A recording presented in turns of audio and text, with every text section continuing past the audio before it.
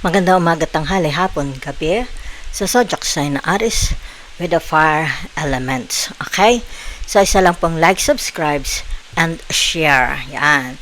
Kung ito is tinatawag general. Okay? Yan. Para sa ating mga mahal na Aries. Titingnan po natin ang tinatawag na energy. Okay? Simula ngayong December 9 to December 16. Yan. If you want to book for a private reading, okay, feel free to email Lola Baby. Okay? So, since ngayon, kay tinatawag na December 9 to December 16, hindi present, no activities. Wala akong nakikitang tinatawag powerful energies like the Sun, the Mars, the Mercury, the Jupiter, the Venus, the Saturn. Okay? Yan yung mga tinatawag na gas. Okay? It's like tinatawag mga apoy para ang isang Aries is more productive. Yan. More tinatawag na mas malakas, di ba? More energized, more motivated, okay? Yan, inspired. Yan, kumbaga dito'y walang kapaguran. So, ibig sabihin nito, it's like laylo, okay? Yan. Ang tinatawag na December 9 to 16, walang malawakang plano, okay? Ang mga planeta, okay? Tinatawag na Mars, the Sun, Mercury, Jupiter, the Venus, the Saturn, okay? Yan, sa tinatawag na Aries. Okay, may mga pagbabago, okay? May pagbabago ang mga planeta pagdating sa tinatawag na the Aries. Okay? So, dahil wala ang Aries, okay? So, titingnan natin ha, gagamitan ng Lola ng tinatawag na tarot para makita natin ha. Yan. Kasi wala ang the Sun sa Mars, di ba? So, ibig sabihin nito yung tinatawag, it's like hindi aktibo. Yan, it's more emotional. Okay? It's more emotional ang mga tinatawag na the Aries. Kasi ang the Sun, okay? O tinatawag the Mars or the Venus. Okay? Yan. Okay? Hindi sila, wala sila. Okay? Wala sila sa tinatawag, wala sila. Kaya ngayon, hindi sila nakapresenta. Kaya hindi inspired. Para kasi itong mga planet na binanggit ko, the Sun, the Mars, the Venus, okay, hindi ini-inspired. Hindi inspired ang Aries. Wala okay? It's more on tinatawag na ang the Sun, okay? Kagaya ng the Sun, naroon sila sa Scorpio. So, it's more on water. More about emotion, okay? So, ibig sabihin nito, especially the Mercury, nasa the water, okay? Energy, okay? So, especially the Venus, yan. Venus, Sun, the Mercury, nasa water, energy, okay? So, nakikita dito yung tinatawag. Hindi mo naman pwede sabing inactive sila. It's more about their emotions, their hearts, di ba?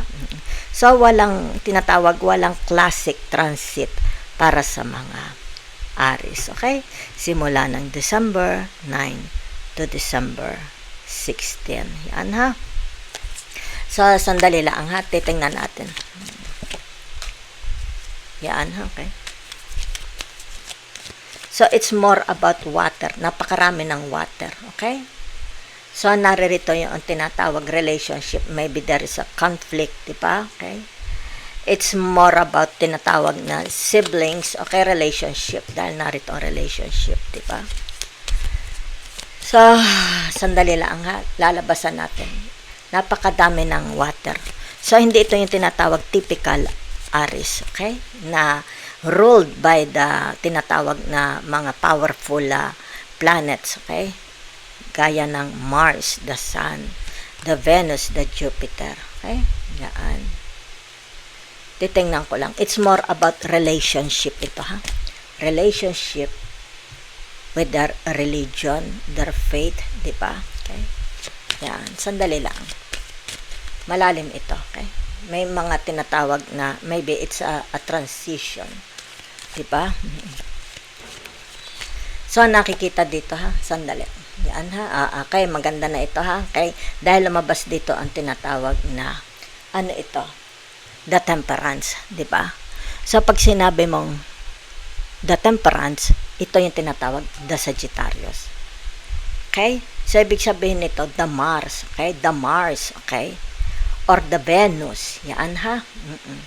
Ibig sabihin nito, the Mars and the Venus, yung mga powerful planet ng Aries, is wala ngayon. Yan ha? Naroon sila sa tinatawag na Sagittarius. Okay? Yan. Nasa Sagittarius. So, titigil tayo ha? Dahil ito na ang energy. Okay? So, ang ibig sabihin nito, yan, ito yung tinatawag mga panahon, okay?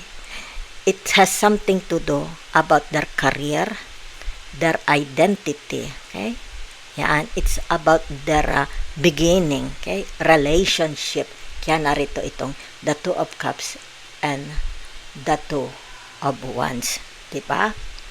So, ibig sabihin nito, yung tinatawag na dahil the Sun, ito ha, narito ang tinatawag the Mars, the Sun, the Leo, di ba?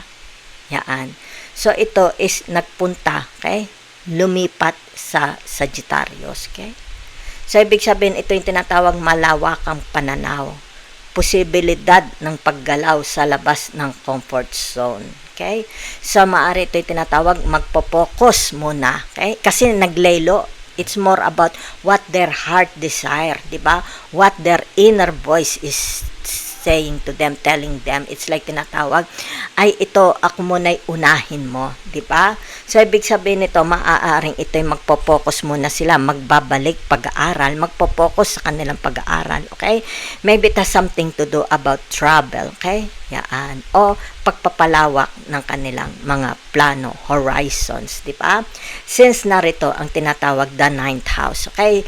Ibig sabihin nito, yan ha, the Temperance, the Sagittarius, it's about their ninth house, di ba? Yan. So, ibig sabihin nito yung tinatawag na expansion. It's about their expansion-oriented energy. Yan ha? So, marito yung tinatawag na meron ito, it's all about introspection or rebalancing. Okay? Especially pagdating when it comes to relationship. Diba? The Two of Cups and the Two of Wands. Diba? So, meron din itong tinatawag usapin. Okay? Hindi lang relationship sa kanilang finances. Okay? Yan. So, it's more about inner. Okay? Inner. It's like, maybe it's more about their private life. Diba? Yan. Relasyon pampamilya, relasyong their person, diba? Relasyon sa mga siblings, diba? Yan. Yan. So, ito naririto ha. Ito yung tinatawag na it's more on introspection or rebalancing. Yan ha. Yan. Kaya lumabas ang the Page of Cups. Yan ha. So, ang nakikita ko sa mga tinatawag na Aries, hindi ito typical since maraming cups. So, it's more about maaaring ito tinatawag maglelaylo muna. Kaya yan, maglelaylo. Bibigyan nilang focus, halimbawa sabihin na natin their financial para mag-grow, diba? Their tinatawag na relationship, okay, with their siblings, friends, colleagues, diba?